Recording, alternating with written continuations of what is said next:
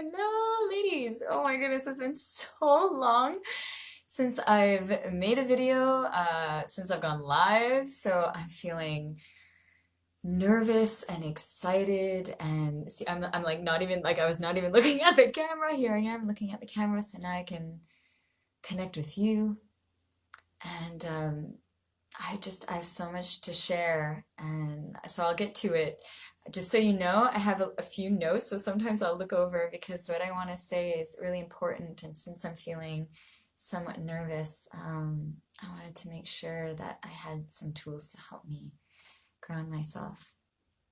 So, what I want to share today is about being a wild stallion. When I was a teenager, and also in like my young womanhood, I I had this feeling like something was off. I had all this energy, this passion, this power. Like I felt like I had superpowers. And yet my life reflected none of it. I felt boxed in. I felt like I couldn't breathe. I also felt like something was wrong with me because whenever I would go into my expression, I would get rejected or like pushed away or made wrong or shamed.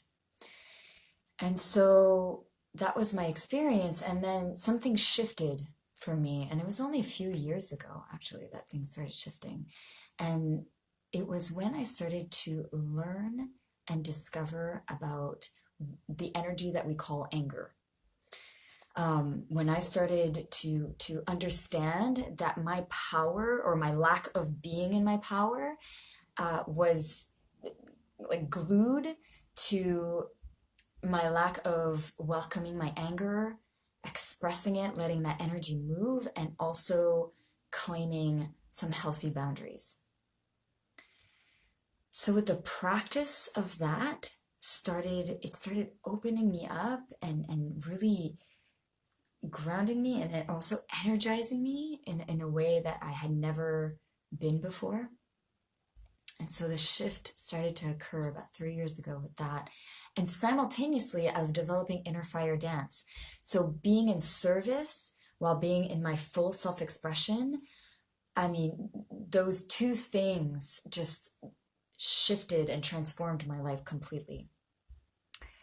And recently, I was listening to a podcast by Brene Brown, and she was interviewing Glennon Doyle, who wrote the book Untamed. And in this book, Glennon explains that I'll do it briefly. Like it's a great podcast, so I suggest you go listen to it. It's on Spotify. It's absolutely incredible, and inspiring and motivating, really.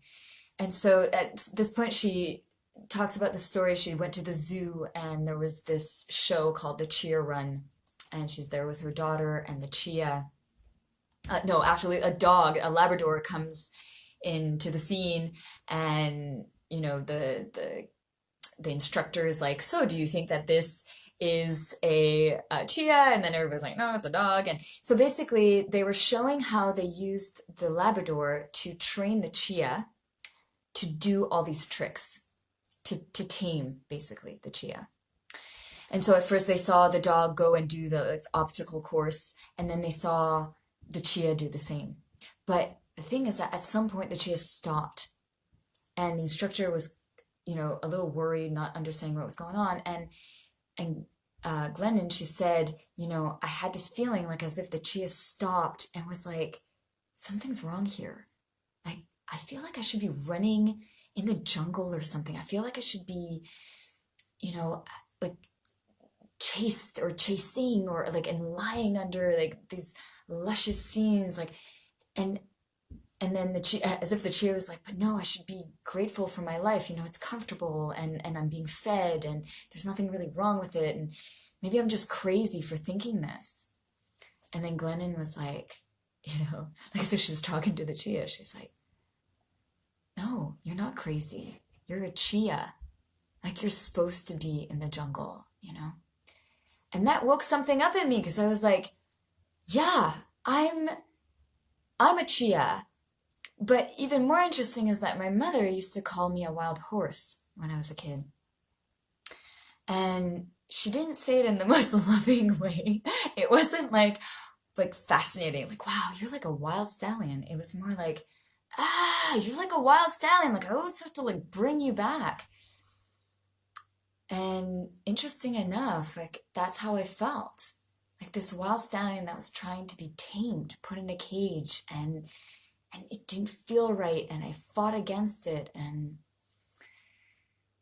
so, I read up on stallions, and it says that, this symbolizes liberty and power. And I'm like, well, that's really telling because that's very much me. And so with all of this, with this inspiration of this story from the podcast, and then making the link with, being a stallion and unleashing that, finding my liberation, finding my power through this process, I wondered, how do we get there?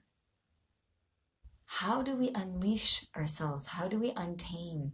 Like what is that process?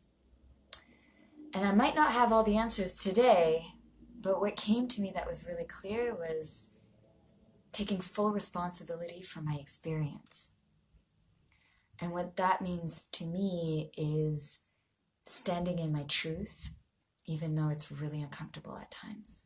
So cultivating the courage to carve my own path, to make choices that might disappoint other people, or they might not agree with it. It means welcoming all of me, all these parts of me, and loving these parts of me that are unlovable, and dancing my own dance.